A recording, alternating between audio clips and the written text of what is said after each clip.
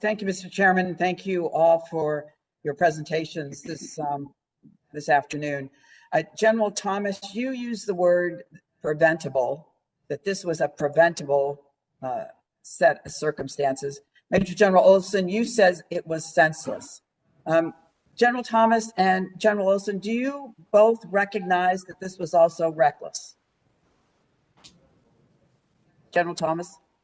Congresswoman, I think that some of the actions taken were reckless, yes. Major General Olson? Ma'am, I was surprised at how cavalier some of the actions were. I would say that some of them rose to recklessness. Would you support us providing compensation to the families for reckless or gross negligence? General Thomas? Ma'am, I have to take that one for the record because it's a policy issue. This is something that we would come back to you with based on a response from along with our leaders at Office of Secretary of Defense. All right. Major General Olson, yes or no? Ma'am, I would have to associate myself with the Assistant Commandant's remarks. I don't know enough about the issue to speak authoritatively. All right. Vice Admiral Kirshner?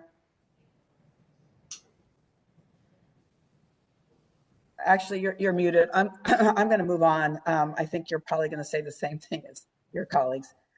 Who made the decision? Who was responsible for the readiness of the MEU?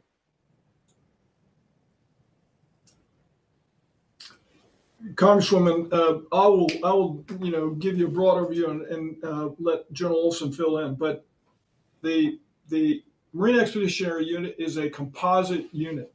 And before it forms, comes together, normally 6 months prior to deployment, those are separate units. And there's an individual that's have responsibility for the readiness of those individual units, nominally the division. Once the MEU comes together, the MEU has, the commander has responsibility for the readiness and the MEF has oversight responsibility. General Olson, would you like to add something to that? I want a name. Elaborating briefly, ma'am, the commander of 1st Marine Division at the time would have been responsible for the initial readiness of the division units forming the ground combat element, as would the wing commander be responsible for the aviation units, and the Marine Logistics Group commander be responsible for the logistics units that composited together to form the subordinate elements of the 15th Marine Expeditionary Unit. So that was General Castelvi, correct? General Castelvi was the division commander at the time. All yes, right. ma'am. And he was found responsible for a lack of training. No action was taken against him. And up until last week, he was, in fact, the Inspector General for the Marine Corps, correct? That's correct. And he's now on administrative leave, I believe. He's been suspended from his duties. That's correct. Okay. Who made the decision to deploy the AAVs that were in a lot designated as too broken to operate? General Olson. That would have been the former commander, a lieutenant colonel board slated commander of the 3rd Assault Amphibian Battalion. And who was that?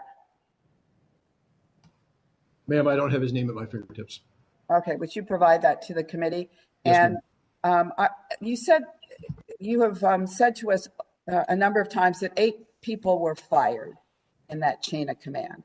But as we all know, firing in the military is not the same term as it is in civilian status. So they were all transferred, but they're still in the military. Is that correct?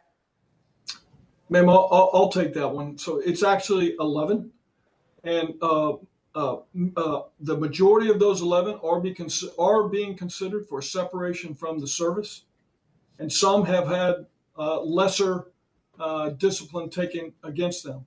I would just point out that one of those being held accountable suffered drowning injuries.